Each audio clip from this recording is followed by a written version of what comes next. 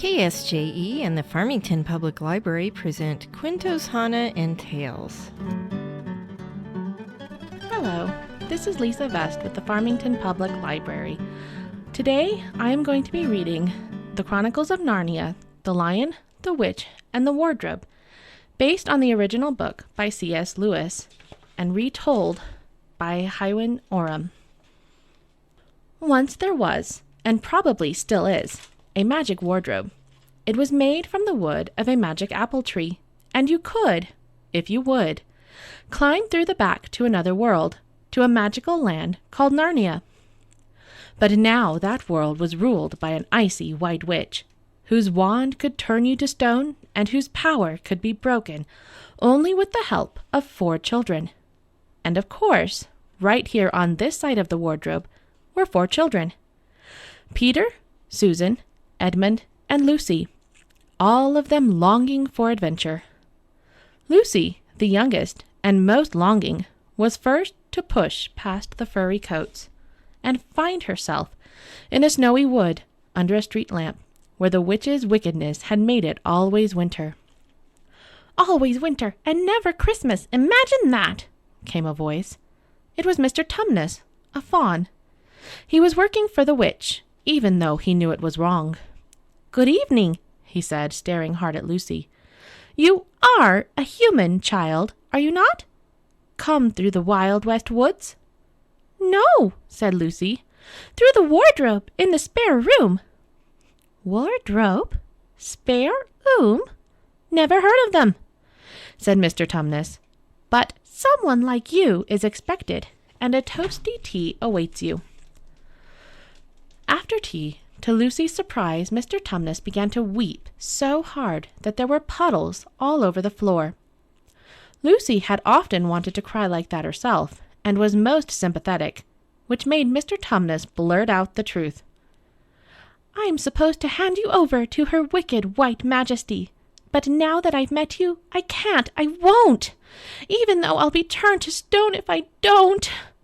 Lucy promised she wouldn't let that happen. "After all," she said, "a witch is only a witch until someone stands up to her in the right way. So I'll get my brothers and sister, and that's what we'll do." But before Lucy could persuade Peter and Susan, there was a wicked white witch through the wardrobe. Edmund secretly slipped through to see for himself and bumped straight into her. At once the witch saw he was just the kind of boy she could win over with a box of her enchanted Turkish delight. "And there will be lots more, rooms full of it," she tempted him, "if you'll only bring your brother and sisters to my house." I will, Edmund, stuffing and gobbling without stopping to think what might happen to them if he did. "Then I'll make you a king." That beautiful, wickeder-than-wicked witch smiled.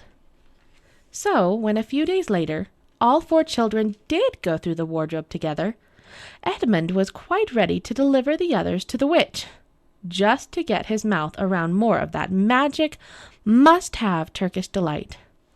Of course, he said nothing as they trudged through the snow in coats borrowed from the wardrobe. He said nothing when they found Mr. Tumnus's cave ransacked. He said not a word when a talking beaver told them Mr. Tumnus had been dragged away by the witch's secret wolf police.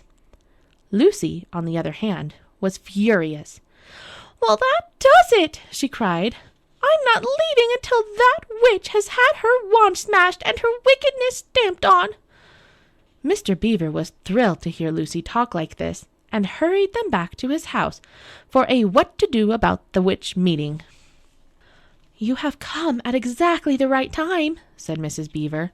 "You have indeed," said Mr. Beaver, "for it is well known that to get rid of the witch, Aslan needs 4 brave and adventurous children."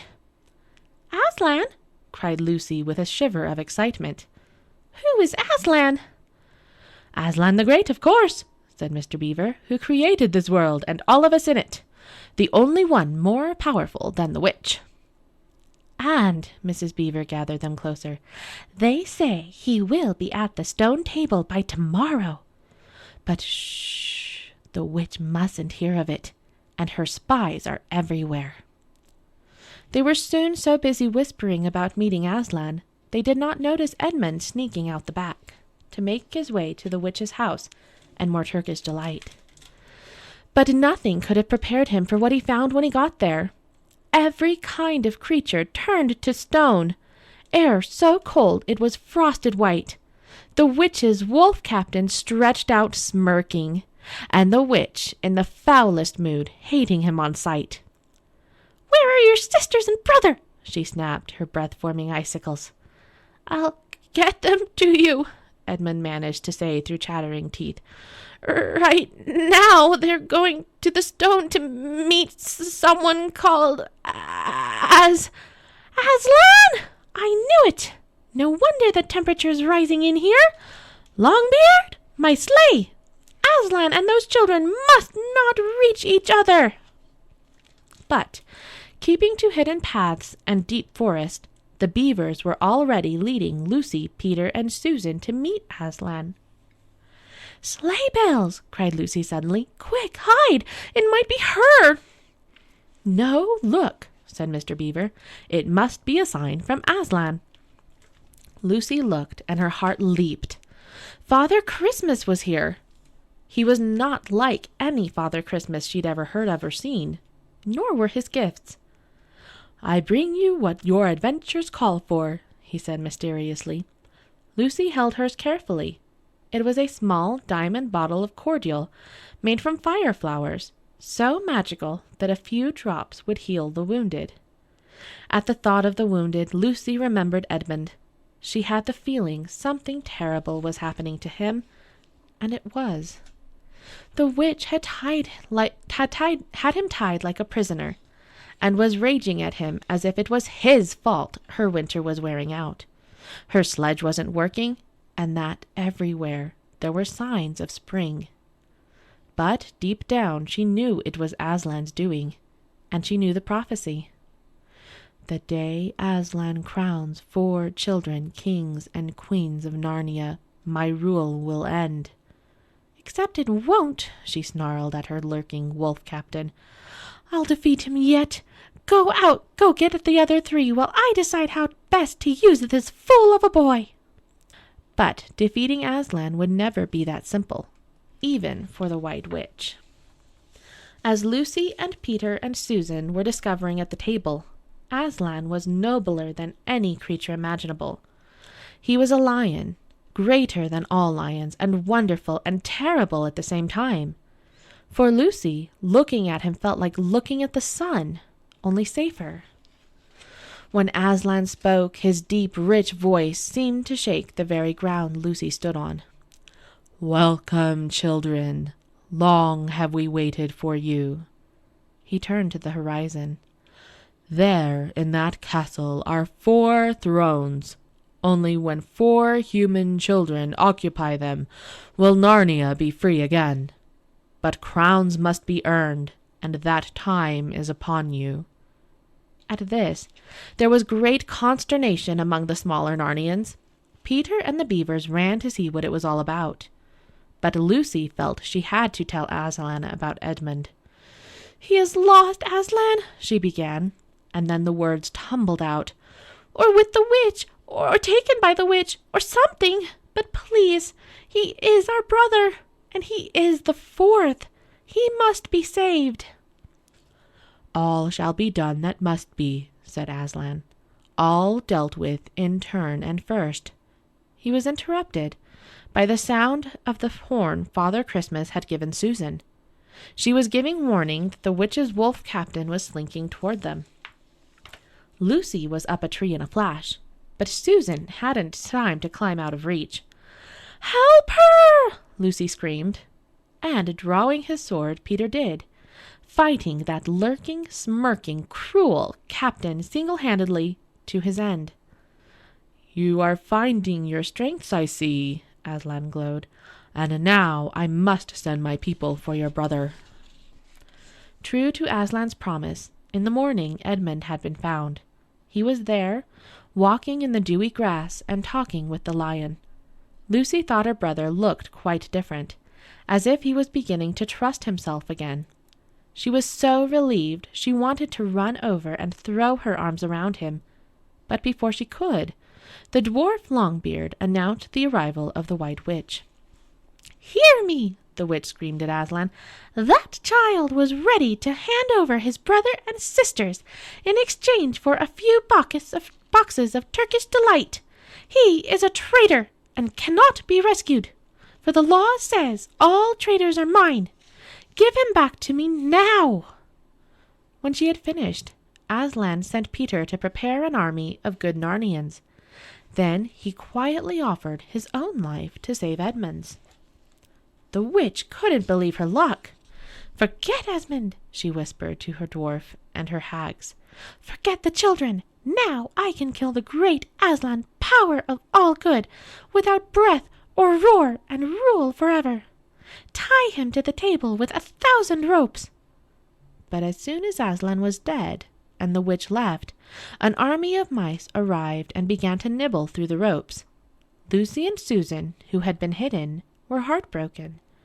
They wanted to run and tell Peter, but before they could, there came a thunderous crack. The stone table had split in two, and Aslan was free. "Aslan, you're alive!" Lucy cried, flinging herself onto him. "How did you do that?" "Through magic deeper than the witch will ever know," said Aslan. "And now, children, there is much to do.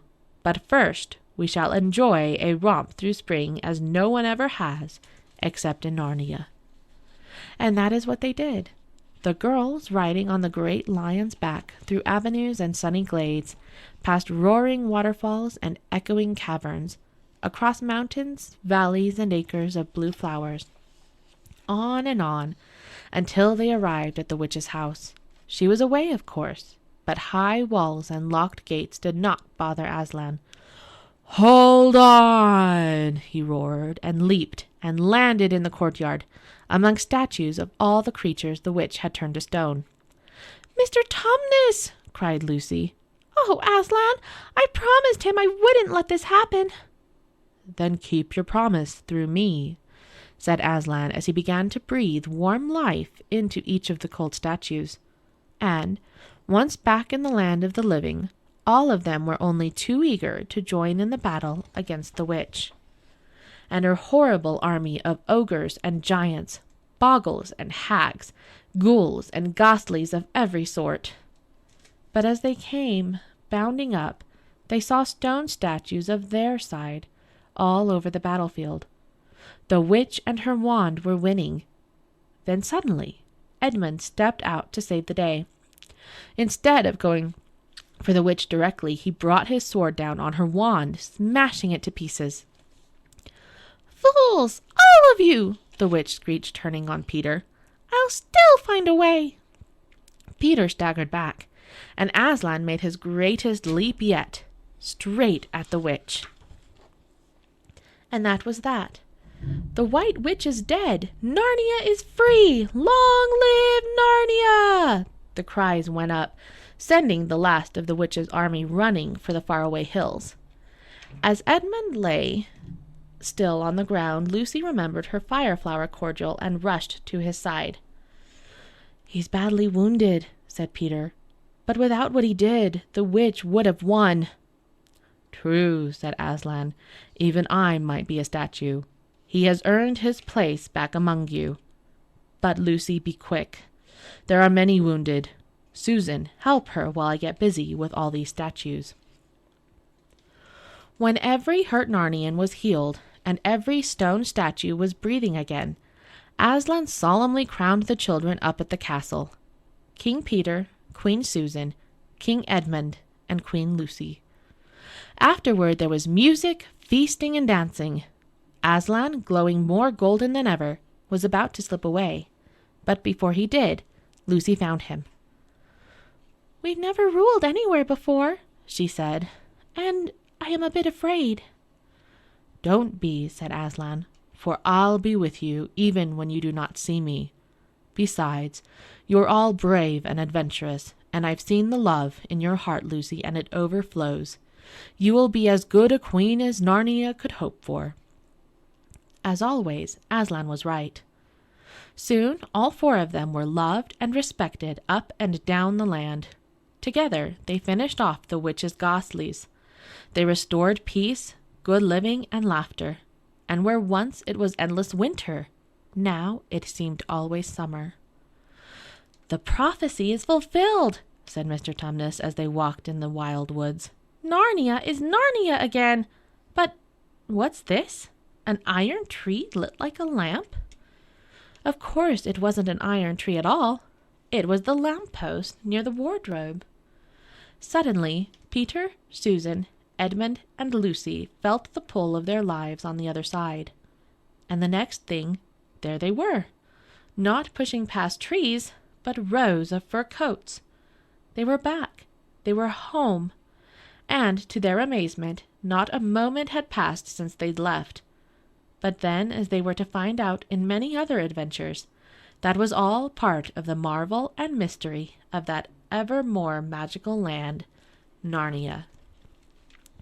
And that was The Lion, the Witch, and the Wardrobe, retold by Hiawyn Oram. The next book that I am going to be reading today is called Rumplestiltskin by the Brothers Grimm and translated by Anthea Bell.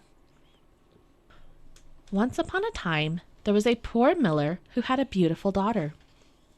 One day, the miller happened to meet the king, and wanting to impress him, boasted, "I have a daughter who can spin straw into gold." "I like the sound of that," said the king to the miller. "If your daughter is really as clever as you say, bring her to my castle tomorrow, and I'll put her to the test." When the girl arrived, the king took her into a room full of straw, gave her a bobbin and a spinning wheel, and said, "Now you must set to work. You can spin all night, but if you haven't spun this straw into gold by morning, you must die." And with these words, he locked the door of the room and left her alone inside. The poor miller's daughter was at her wit's end. She had no idea how to spin straw into gold, and she was so frightened that she began to cry. All of a sudden, the door opened, and in came a strange little man. "Good evening, miller's daughter," he said. "Why are you crying so bitterly?" "Oh, dear," said the girl, "I have to spin this straw into gold by morning, and I don't know how." "What will you give me to spin it for you?" asked the little man. "I'll give you my necklace," said the girl. The little man took the necklace and sat down at the spinning wheel. Whir, whir, whir, the wheel went around 3 times, and the bobbin was full. He fitted another bobbin to the wheel. The wheel went whir, whir, whir 3 times again, and the second bobbin was full. So he went on, and by morning all the straw had been spun, and all the bobbins held pure gold. At sunrise, the king came into the room. When he saw the gold, he was amazed and very pleased. But the sight of all that gold made him greedier than ever. He took the miller's daughter into a much larger room full of straw, and told her that if she valued her life, she must spin all the straw into gold in a single night. Not knowing what to do, the poor girl burst into tears. Once again the door opened, and there stood the little man. "What will you give me to spin this straw into gold for you?" he asked. "I'll give you the ring from my finger," said the girl. The little man took the ring and set the spinning wheel whirring. By morning he had spun all the straw into bright gold. The king was delighted when he set eyes on the gold, but he wanted still more. So he took the miller's daughter into an even bigger room full of straw. "You must spin this straw into gold tonight, and if you do, I will marry you," he told her. "For though she's only a miller's daughter," he thought, "I couldn't find a richer wife in the whole world." When the girl was alone, the little man appeared for the 3rd time. "What will you give me to spin this straw into gold for you?" he asked. "I have nothing left to give," replied the girl. "Then promise me your first child when you are queen." Well, the girl thought, who knows what may happen yet? As she could see no other way out, she promised the little man her first child. In return, he spun the straw into gold. in the morning, when the king came and found everything just as he had hoped, he married the girl. And so the miller's daughter became queen. A year later, she had a lovely little baby. She had quite forgotten about the little man. Then one day he suddenly appeared. "Now give me what you promised," he demanded. The queen was horrified. She promised the little man all the riches of the kingdom if only he would let her keep her child. But the little man said, "No, I'd rather have a living creature than all the riches in the world." Then the queen began to weep and wail so pitifully that the little man felt sorry for her. "I'll give you 3 days' grace," he said. "If you can find out what my name is within that time, then you may keep your child." The queen spent the whole night thinking of all the names she had ever heard, and she sent a messenger out to search the kingdom far and wide for more names. When the little man came the next day, she tried every name she knew, beginning with Caspar, Melchior, and Balthazar. But each time the little man replied, "No, that's not my name."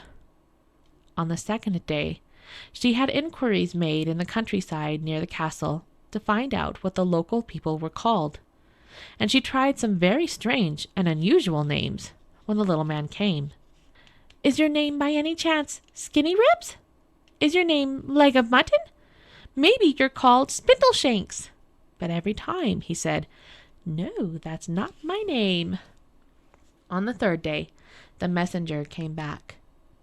"I didn't find a single new name," he said. "But when I was coming to a high mountain, just as I reached the corner of the forest where fox and hare meet, I saw a little house with a burning fire outside, and a strange little man dancing in the firelight, hopping on one leg and crying, 'Today I brew, tomorrow I'll bake, and then the queen's sweet child I'll take. How glad I am she never will claim that Rumpelstiltskin is my name.'" How happy the queen was to hear that. Not long after, the little man came in. "Well, my lady queen, what's my name?" he said. "Is your name Jack?" she asked. "No." "Is your name John?" "No." "Then is your name by any chance Rumpelstiltskin?" "The devil told you that! The devil told you that!" cried the little man angrily, and he stamped his right foot so hard that he sank into the ground up to his waist. Then, in his rage, he seized his left foot in both hands and tore himself in two. And that was Rumpelstiltskin by the Grimm brothers, as retold by Anthea Bell. This has been Lisa Best with the Farmington Public Library.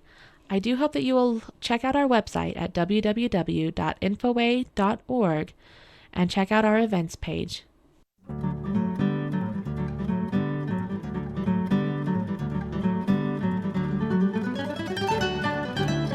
This has been Cuentos Hahne and Tales, presented by the Farmington Public Library and KSJE 90.9 FM.